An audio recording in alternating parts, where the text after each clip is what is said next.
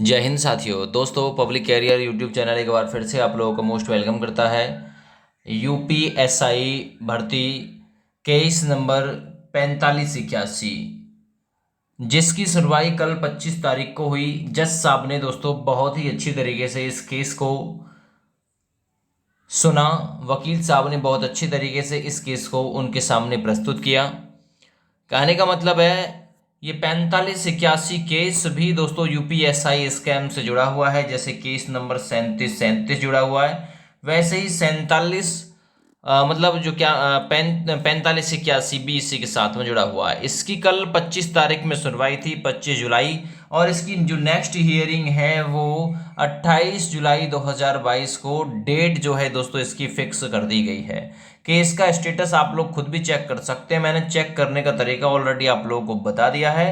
और bench type है single, और मतलब जुडिशियल ब्रांच जो है रिट सिविल में पड़ी हुई है। इसकी स्टेट उत्तर प्रदेश और डिस्ट्रिक्ट है लखनऊ, जहां पर ये जो केस है वो पड़ा हुआ है 4581। दरअसल में दोस्तों जो केस हैं इसमें काफ़ी सारे जो केस हैं यूपीएसआई स्कैम को लेकर पड़े हुए हैं, ठीक है ना। जब तक एक एक केस सॉल्व नहीं हो जाएगा, जब तक इनको भले ही दोस्तों मेडिकल पास करा दिया जाए बच्चों को, फाइनल जो नियुक्ति है इनको नहीं मिल पाएगी जब तक केस क्लियर नहीं हो जाएंगे। इसी बीच दोस्तों मैं आप लोगों से एक अपील करना चाह रहा हूँ, सभी लोगों से, जितने भी हमारे सेलेक्टेड और नॉन सेलेक्टेड कैंडिडेट हैं। देखिए, यहाँ लड़ाई किसी के साथ भी नहीं है, ना तो सेलेक्टेड कैंडिडेटों के साथ में है, ना ही अनसेलेक्टेड कैंडिडेटों के साथ में है। हम उनके साथ में हैं जिन्होंने इसमें की है मेहनत, ठीक है ना, मेहनत वालों के साथ में है। और ना ही हम उनके साथ में जो री एग्जाम की मांग कर रहे हैं, री एग्जाम की मांग कर रहे हैं। देखिए, ऐसा भी उनके साथ में हम बिल्कुल भी नहीं है। कोई भी यूट्यूब चैनल वाला उसके साथ नहीं होगा जो री एग्जाम की मांग कर रहा है, क्योंकि ये डिसीजन अब कोर्ट का है कि कोर्ट क्या फैसला लेता है। हम और आप सोचने के लिए, बकने के लिए मैं कुछ भी बक सकता हूं, लेकिन जो चीज सत्य है वो सत्य है। हम कोई सुप्रीम कोर्ट के या फिर हाई कोर्ट के वकील या जज नहीं है जो हम कह देंगे री एग्जाम तो री एग्जाम हो जाएगा। नहीं, ये तथ्यों के आधार पर, ये सबूतों के आधार पर तय होगा कि आगे इस भर्ती में होना क्या है, ठीक है ना। तो कहने का मतलब हम तो केवल क्या कह सकते हैं, अब हम कोई बात कहने लगे, मान के चलिए सेलेक्टेड कैंडिडेटों के पक्ष की कहने लगे, नन सेलेक्टेड कैंडिडेटों के पक्ष की कहने लगे, तो सेलेक्टेड वालों के जब हक की बात कहेंगे तो नन सेलेक्टेड को बुरा लगेगा, जब नन सेलेक्टेड की बात करेंगे तो सेलेक्टेड को बुरा लगेगा। यहाँ तक कि ये भी ऑब्जेक्शन आ जाएगा, यार शायद हो सकता है यार तू भी इस भर्ती में इन्वॉल्व दिखता है, ठीक है ना। देखिए, हमारा इस भर्ती से, मैं तो पहले भी बता चुका हूँ, मेरा इस भर्ती से कोई भी ताल्लुकात तो नहीं है, ना ही मैं री एग्जाम की मांग कर रहा हूँ। मैं तो केवल इतनी मांग कर रहा हूँ कि मेहनत ही लगे, ठीक है ना। सल्यूट है मेहनत को, ईमानदारी को और मेहनत को। बेईमान लोगों के साथ में ना कल थे, ना आज है और ना आगे रहेंगे। बेईमानी का धंधा नहीं है अपना, ईमानदारी से काम कर रहे हैं और ईमानदारी से आगे करेंगे, और ईमानदारी से ही भर्ती होनी चाहिए। अभी दिल्ली पुलिस में दोस्तों मैंने और भी जानकारी जो है वो एकत्र की है, तो 500 तो एसएससी ने संदेशा जताया है, अंदेशा जताया कि 500 हो सकते हैं। लेकिन एक सिपाही से और बात हुई है, उसने जताया कि 800 से भी ज्यादा हैं। एक ही लैब के काफी सारे जो कैंडिडेट थे वो लग गए थे। मैंने आप लोगों को वीडियो भी दिखाई थी कि 41, 42 और 43 लगातार रोल नंबर लग गए। 67, 68 लगातार रोल नंबर कभी हो सकता है क्या? अरे दूर दूर तक हजारों में, सैकड़ों में कोई एक कैंडिडेट लगता है, वो लगातार लग गए। उसी तरीके से इस यूपीएसआई में भी दोस्तों अंदेशा जताया जा रहा था। री एग्जाम की कभी अपनी मांग नहीं रही है, केवल एक मांग रही है कि इसकी एसआईटी करा लो, और एसआईटी करा के ना इस भर्ती को कंप्लीट करा दो भाई।